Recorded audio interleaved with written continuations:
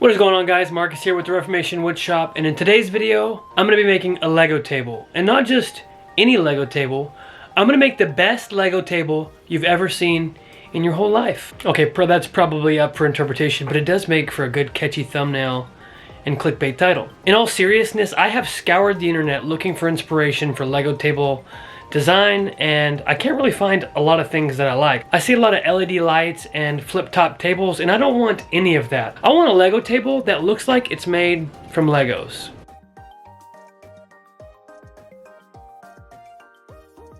Alright, so how are we going to make it look like it was built out of Legos? Obviously, we've got to bring in a lot of color. To start off, here's what I'm thinking for the top. I want to do a flat sheet of plywood, trim it out all the way around with solid wood, and then on the top of the Lego table, I'm going to do Lego plates all the way around, but some of them are going to have different elevation, and then we're going to even have a blue swatch in there, so it's like there's a pond in the middle of the Lego table. After that, because you know we got to go for color, we're gonna do sides that are blue and maybe orange, and I'm gonna have shelves on those. For the back, because we're gonna push it up against the wall, we'll just do a big solid color, probably purple.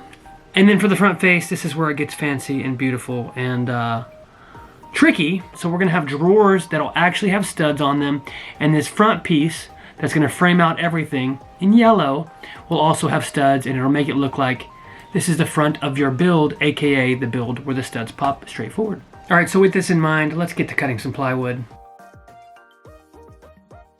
So the first thing we're gonna be doing is cutting out the plywood for the top. I'm using 1/2 inch, and because I've already measured out my green Lego plates, I'm making this 30 inches by 40 inches because they're 10 by 10, and I'm gonna do 4 plates by 3 plates. I'm pocket holing the underside because that's how we're gonna secure it all the way around to our trim pieces. Speaking of those trim pieces, these are 1.5 inch wide pieces of solid poplar, and I'm mitering every corner so it has a nice, beautiful aesthetic from a top-down perspective. To secure them, I'm just shooting a nail in the face of it, just to hold it in place until I can go in and drive those pocket hole screws in. And now, since it's flipped upside down on its head, you can see there are tons of pocket holes to make it very, very sturdy.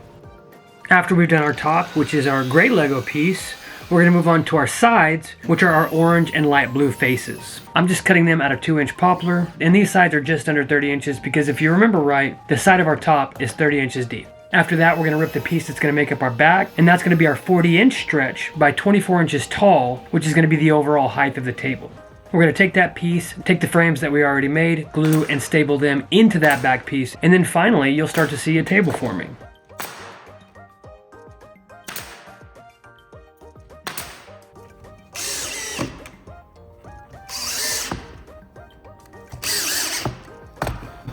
We go staples on the outside for alignment and making sure everything stays together for whenever I go in and pocket hole it. And the pocket holes are so it holds forever, if you were wondering.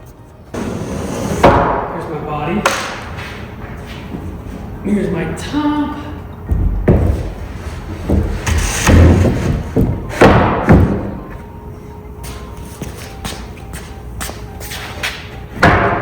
All right, so I ripped these 10-inch pieces. They'll slide right there, and this whole area will be shelving.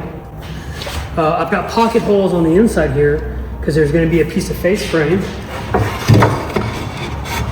right here that makes up drawers, which these are too deep. I don't like that. I'll be right back. Okay, they were 10 inches, now they're 5.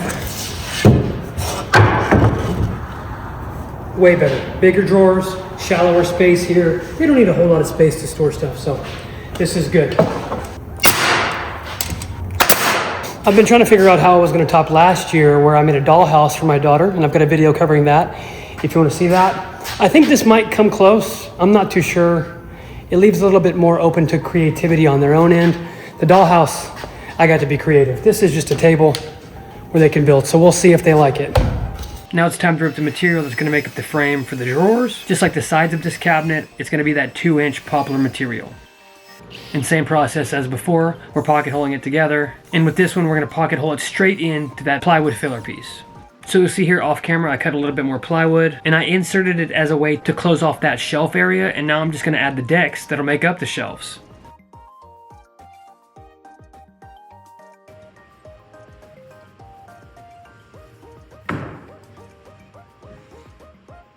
After the shelves are fixed in place, I cut a thin piece of material to glue on the face. That way I can hide the edge grain, and I made it so that it's a little bit taller than the shelf so nothing can roll out. After everything was joined together, it was time to finally sand it. And then after sanding comes paint. All right, so I don't really want to use rattle cans on the whole project because that seems kind of ghetto, but I have so many different vibrant colors that would work well with Lego. Like, I think I'd want the top to look like a big gray plate. And then I want to do like greens, blues, and reds, you know, the primary colors. So I think I'm gonna tape it and paint it with this stuff. Please do not look down on me.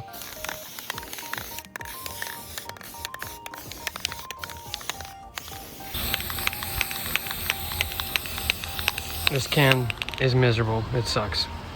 We got a new lid. Oh yeah.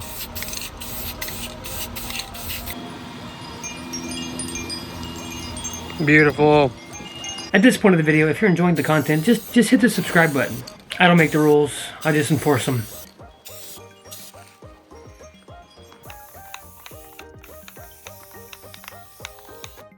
That yellow pops perfect off of that blue, and I still feel like we're getting the Lego vibes. We're in a really good place, I think.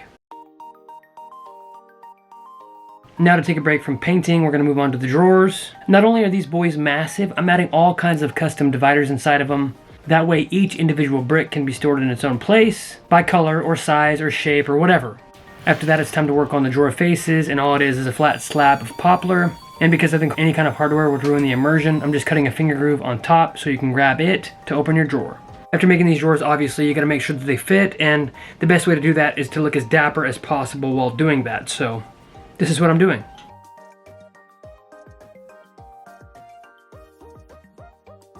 And obviously back to painting, we're going green and red. Not forest green, not candy apple red, green and red. Okay, spraying with cans sucks. Okay, so we have to make the face look like actual Legos, and because I want it to be perfect, we're going over to the laser. I've got this solid poplar that I'm gonna be using for my Lego studs. Hopefully the proportions are correct, because I'm about to make a bunch of them. This is the X-Tool P2S, and yes, it can cut that thick of material. What's great about this is that I can just press start and walk away, and I'll get about 1,500 studs if I need them. Another reason why I love the laser is because when I place the studs, I want them to look perfect, so I marked and measured on all of the faces to make it accurate to an actual Lego brick, and I made this jig to place all of those studs.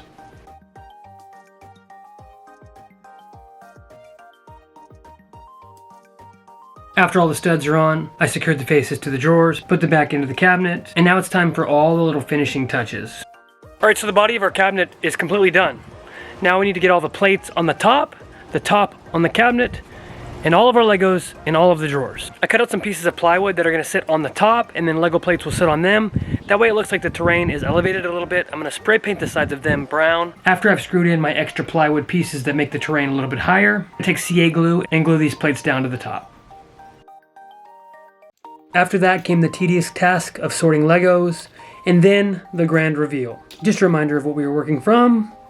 I'm very happy with how this table turned out. I still do think it needs a little pizzazz, so if you have any unique ideas on how to make it a little bit better, I'd love to hear what you think. Just as a quick summary for the table, you've got shelves on both sides for projects in progress, Lego sets that you haven't gotten to yet, or pieces that you want to keep to yourself. We've got 2 fully stocked drawers sorted by color, and both of those drawers have a small section in them that have this Tupperware. And inside these containers, we have extra minifigures, we have doors and windows, minifigure accessories, and for the bigger storage in that drawer, we've got a section for all of our vehicle parts, tires, axles, fenders, all kinds of stuff like that, all of the brown and tan pieces, all of our very large pieces. And we have a section that stores all of our instruction manuals and extra Lego pieces that we haven't gotten to yet.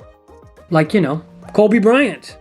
Alright, so obviously you have seen the Lego table in all of its glory, and while I care about your opinions and would love to hear them in the comment section down below, the only opinions that matter, truly, are my kids, so let's just get straight to the Christmas reveal. Guys, did you see this big table right here?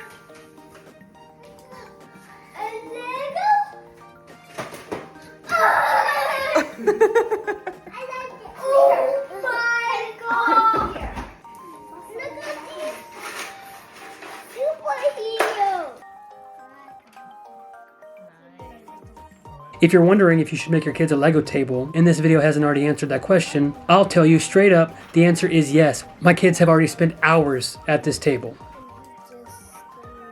Thank you guys so much for watching. This is the last video I will post of 2025. And I just wanted to say I appreciate you watching all year long. If this is your first time seeing my channel, please subscribe and watch me in 2026.